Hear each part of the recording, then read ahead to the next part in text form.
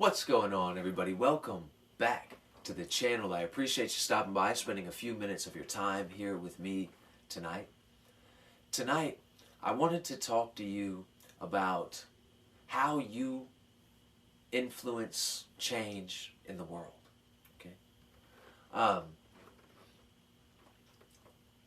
The easiest way I found to explain this is by exploring a little bit about story structure. Okay. It sort of is like story theory. Like, have you ever heard of music theory? Right? Well, it's possible that you can play music. You can play beautiful music without really knowing much about music theory. But I had a friend of me tell me that even the most beautiful music that you're playing, you're using what is called musical theory to play that music, okay?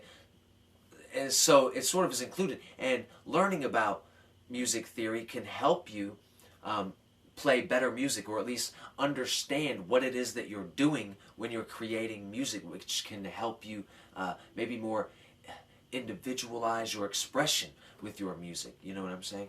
So it can be pretty important. In the same way, it's like story structure, learning a little bit about the structure of stories can really help you to understand some things, okay? Now, there's this certain term, I don't really know what you would call it. It's a certain like element of story structure called character arc.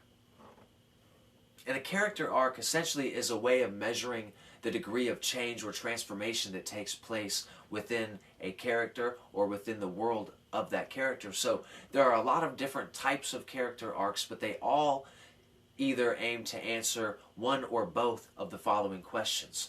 Question A: how does my external reality create change within my internal reality?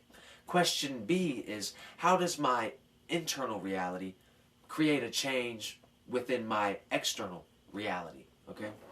And I'll explain to you sort of how this works. So, for example, there is what is called a positive character arc. And the positive character arc, or the positive change arc, is when the main character ends the story in a better position than when they started. Okay? So, for example, Harry Potter, in the first movie, Harry Potter starts off the story in a pretty shitty situation, right? Both of his parents are tragically murdered. He's dropped on the doorstep of his aunt and uncle, the Dursleys, who greatly neglect Harry, and they lie to Harry about his true identity. They treat him as subhuman, like a servant in their household, like he's not a part of the family, he's an outsider, okay? But by the end of the movie, what this means is that Harry's not established, he doesn't have a home, he doesn't have any friends, okay? He's not living a real life, he's not living his life, okay? He's simply being taken advantage of. He's in a pretty shitty spot. But by the end of that movie, Harry has completely transitioned into a new world where he has friends. He's starting to find a family. We would call it like a soul family or something like this. And Harry really steps into his identity as the boy who lived, as sort of like the savior, messiah figure, because by the end of the movie, Harry has defeated Voldemort, or at least Voldemort's latest attempt at destroying the wizarding world as it is, right? So this is a positive change arc, but all of the change that we're witnessing is all the result of external events having an effect on the person Harry Potter, okay? So the first external event would be his birth. That's an external event. An external event would be the murder of his parents. That's an external event that changes Harry, right? He's sent to live with his aunt and uncle. That's an external event that changes Harry. He starts getting letters from Hogwarts. That's an external event for Harry. He's taken, you see what I'm saying? They're all external events. Change is happening in the world, and that change that's happening in the world is creating a change within Harry. But conversely, that change within Harry enables him to have an effect on the world. It widens his sphere of influence, as I would call it. Okay, so that's one type of character arc. But it's primarily focusing on how the external world is influencing the character's internal world. Now, there's another character arc, one of the most interesting to me, and it's called the flat character arc, or the flat change arc. And this is when a character does not undergo any form of massive change or transformation, like how Harry goes through this massive transformation of being, just Harry to being Harry Potter, the boy who lived, a legend, a living legend, right?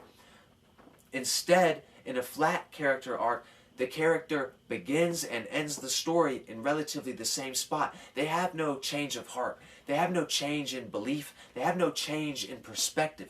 Another way of saying this is that the main character in a flat character arc already is in possession of the truth. And that truth is their anchor. It holds them in place. That truth is like their sword, and they use it to defend themselves against the lie, and they never give in to the lie. And that's how they achieve what they want. And you can see that as a result of this, they never change. But everyone that comes in contact with them throughout the duration of the story will change. And in fact, maybe the entire world that the character inhabits will change as a result. The most popular, most heard of flat change arc or flat character arc in a story that you are probably familiar with would be Jesus Christ of the Holy Bible. Jesus Christ already is in possession of the truth when we are introduced to Jesus in the New Testament. And Jesus never changes that truth. Okay? He remains the same, but everyone that he comes in contact with is changed as a result. Probably the greatest transformation, individual transformation that takes place in the New Testament is that of Saul changing into Paul, an apostle, right? Before, Saul was an avid anti-Christian, was prosecuting Christians, killing Christians because he thought he was right in what he was doing, but he had an experience with Jesus Christ that completely transformed him and made him a Christian, right? Some of the other disciples of Jesus were fishermen by trade. And when they met Jesus, they dropped all of that and they became disciples of Jesus and gained an entire new sort of social stance, social position, rather, in society, okay?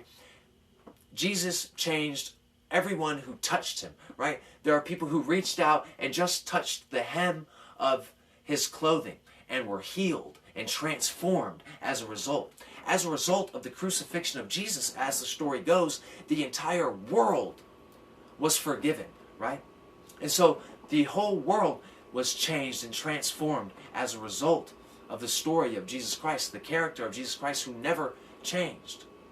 That's the flat character arc. So a flat character arc is primarily illustrating and exploring the idea of, or the question, how does my internal reality create a change in my external world? And it boils down to this very cliche quote: be the change you wish to see in the world.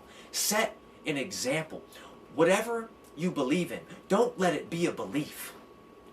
Don't let your philosophy be just philosophy. Don't let your philosophy just merely be empty words. You must live it. You must embody that. Stop talking about it and do it.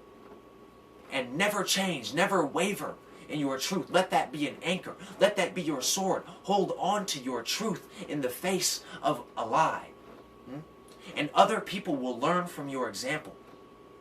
You see what I'm saying? And that is how we can change the world.